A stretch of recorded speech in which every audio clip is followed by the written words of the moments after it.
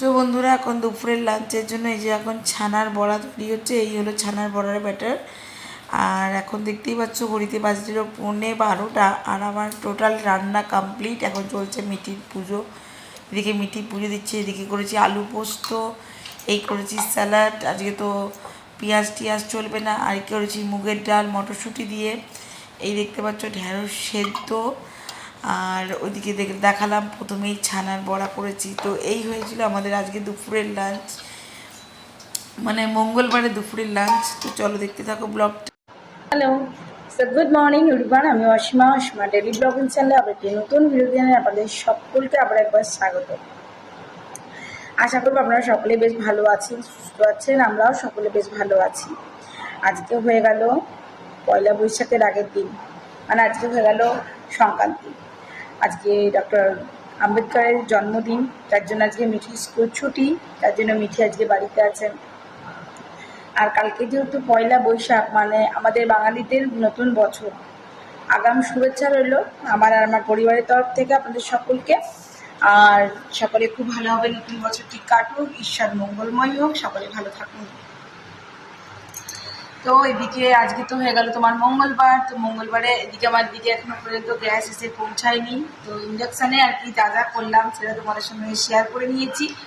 তো সময় এখন 11:30 আর আমার এদিকে রান্নাবান্না ডান। তো আমার বাবা একবার পড়ে গেছে গাড়ি থেকে কালকে। তো দেখছি, ভাবছি একবার যাব। তো আজ আবার সংক্রান্তি, মানে আমাকে গেলেও আবার ফিরে আসতে হবে। এই দুপুরের রোদ, তো দেখা যাক কী করি।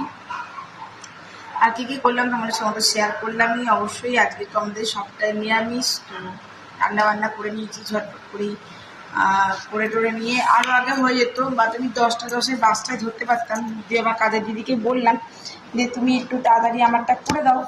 তো উনি আসতে দেরি করে দিল। ও আসতে দেরি করলো, এবার আমার এদিকটা হতে দেরি হয়ে গেল। এবার ইন্ডাকশানটা খুব ভালো করে জানো যে ইন্ডাকশান কুকার ছাড়া আমি তো আলাদা কিছু বসাতে পারবো না। আর সব রকম বাসন তো ইন্ডাকশানে বসে না। তো সেই জন্য একটু অসুবিধা হয়ে যায়। আর দিদি কালকে বিকালে বিকালে কেন, কালকে দিদি কাজেই আসেনি। আর আমাদের আগের দিন রাতের বাসন ছিল, সেগুলো ধোয়া হয়ে গেছিলো। বাট কালকের বাসনটা আমি আর ধুইনি, ওর জন্য রেখেছিলাম। তো যাই হোক, চলো ব্লগের সঙ্গে থাকো আর দেখতে পাবো আজকে ব্লগটার সঙ্গে। তো চলো ব্লগটা কন্টিনিউ করবো, অবশ্যই ব্লগের সঙ্গে থাকো, দেখতে পাবো আজকে এই ব্লগটা। আর নতুন বছরটা তোমরাও কেমন করে কী কাটাচ্ছ সেটা অবশ্যই আমার সঙ্গে শেয়ার করো। আর নতুন বন্ধু হলে তো অবশ্যই আমাকে কমেন্ট বক্সে জানিও।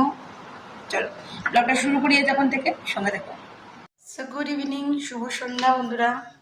এখানে আমার বাইরে প্রচণ্ড রকম পোকা দেখতে পাচ্ছ, লাইট থেকে দেখা যাচ্ছে। লাইটে গাদা পোকা ঘুরছে, সেই পোকা ঘর দিকে ঢুকে আসছে। জন্য আমাকে সন্ধ্যের সময় লাইটগুলো নিভিয়ে রাখতে হয়েছে। এখানে চলছে সন্ধ্যে দেবার পালা, এই জন্য মিঠি এখন সন্ধ্যে দিচ্ছে। আর আমাদের তুলসী গাছ একেবারে রেডি।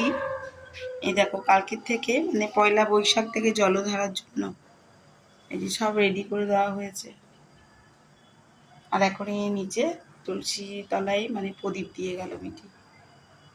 আমাদের যদিও মেন দুয়ার ঢুকতেই কিন্তু তুলসী মঞ্চ আছে, এই দেখো। কিন্তু উপরে তো একটা তুলসী গাছ রাখতে হবে, কারণ আমি সূর্য ঠাকুরকে জল টল দিই। আর এখানে আমার ফুল গাছগুলোও রাখা থাকে আর কি। কত সুন্দর লাগছে না লাইটটা নিভিয়ে। লাইটটা জ্বেলে দিলাম, দেখো পোকাগুলো চলে আসছে। কি অসম্ভব পোকা, এই জন্য আমি লাইটটা নিভিয়ে রেখেছি।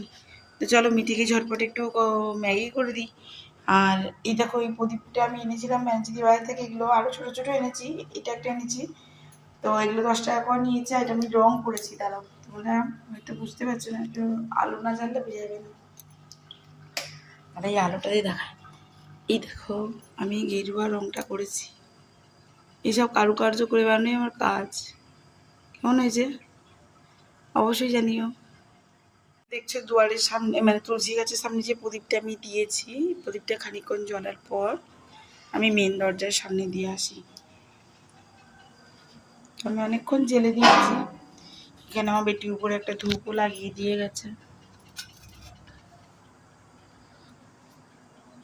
তো চলো আমি আগে এটা মেন দরজায় দিয়ে দিই। যার জন্য আমি মায়ের কাছে যেতে পেলাম না আর কি, যে সংক্রান্তি, সংক্রান্তি ঘরে প্রদীপ ধূপ জ্বলবে না। আমি যদিও ফিরে চলে আসতাম। ওই দেখো ন্যান্সি বসে আছে, দেখতে পাচ্ছ বন্ধুরা? ওই দেখো আমাদের ন্যান্সি বসে আছে।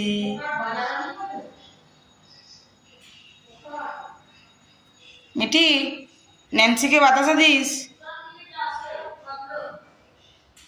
বন্ধুরা, ঘড়িতে এখন 8:40 আর অনেকখানি সময় হয়ে গেছে রাতে ডিনারটা তৈরি করার মতন। আজকে আর এতটাই গরম, বাজার যেতে হতো ফুল টুলগুলো আনার জন্য আর কি, কিন্তু আমার আর এনার্জি কাজ করছে না।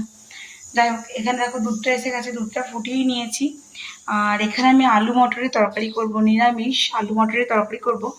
আজকে তোমাদের সঙ্গে আমি আমার বজরংবলী দাদাকে বা মা কালীকে কাউকে আমি তোমাদেরকে দেখাতে পারলাম না, কেননা আমি আজকে মন্দির যেতে পারিনি। আর এই যে দেখো আমি এখন করব রাতের ডিনারটা। তো এটা দেখি বুঝতে পারছো, আমি তো তেল ফেল দিয়ে দিয়েছি, মানে ময়াম দেওয়া রেডি। তো আমি এটা আজকে একটু কচুরি করব। এত গরমে বলবে এখন কচুরি, তো ওদের অনেকদিন করিনি, ওদের একটু করে দিই। ওদের মাঝে মধ্যে, কাল আবার নতুন বছর, কালকে আমার সকাল থেকে সময় হবে না, তো ওই জন্য আজকে করে দেবো।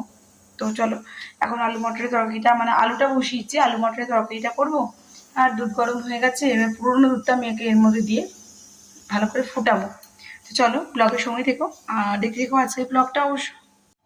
তো বন্ধুরা, এদিকে আমার ডিনার কমপ্লিট। এই দেখো লুচি ভাজা হয়ে গেছে, আর এই যে আলুর তরকারি, মটরশুঁটি দিয়ে আলু দিয়ে তরকারি, ঠিক আছে। তো চলো আমরা এবার ডিনারটা করে নিই। আর বাইরে এত বেশি গরম না, ওই দেখো ওই রুমের দরজাটা লাগানো, দেখতে পাচ্ছ? ওরা এসি চালিয়ে ভিতরে বসে আছে, কিন্তু আমি যদি রান্নাটা না করি তাহলে তো ওরা খেতে পাবে না। তো যাই হোক, কালকে তো পয়লা বৈশাখ, জানি না সময় হবে কি না আমার সকাল থেকে। তো আমি একটু মন্দির টন্দিরে আমরা সকলেই যাব, তো টিফিনটা আমরা বাইরে থেকে সেরে আসবো, তারপর কী করব তোমার সঙ্গে শেয়ার করবো, সময় থেকো। তো আজকের মতন এইটুকুই, ভালো থেকো।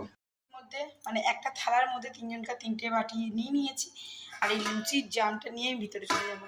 বেশিতে বসে বসে ঠান্ডাতে আমাদের খাওয়া দাওয়াটা হয়ে যাবে। চলো, সো আর ছোট্ট করে একটা ব্লগ তোমাদের সঙ্গে শেয়ার করলাম। আশা করবো আজকের ব্লগটি তোমাদেরকে বেশ ভালো লেগেছে। আর একটি নতুন ভিডিও দিয়ে নতুন ব্লগে তোমাদের সঙ্গে আমার খুব তাড়াতাড়ি দেখা হচ্ছে। ততক্ষণের জন্য বিদায়। তো চলো ঝটপট আমরা আজকে ডিনারটা করে নিই, কেন ডিনারটা করার পরেই আমরা, সরি, ডিনারটা করার পরে আমরা তাড়াতাড়ি আজকে শোবো, কারণ ভোর ভোর উঠতে হবে। বাকি কাজে দিদি আসবে যতক্ষণে, ততক্ষণে আমার ঘর পরিষ্কার না থাকলে চলবে না, কেন আমার কালকে সকালের পুজো, আমি ঘরের পুজো না সেরে বাইরে বেরোতে পারবো না। তো চলো সবটুকু শেয়ার করবো। কালকে নতুন বছর, ঠাকুরের সঙ্গে আমার দিনটা শুরু হবে আশা রাখছি। আর তোমাদেরও সকলের নতুন বছরটি, বাংলার বছরটি সকলের খুব ভালো কাটুক, সকলে ভালো থেকো, সুস্থ থেকো, সব থেকে ভালো কথা। তো চলো আজকের মতন বিদায়, টাটা, গুড নাইট।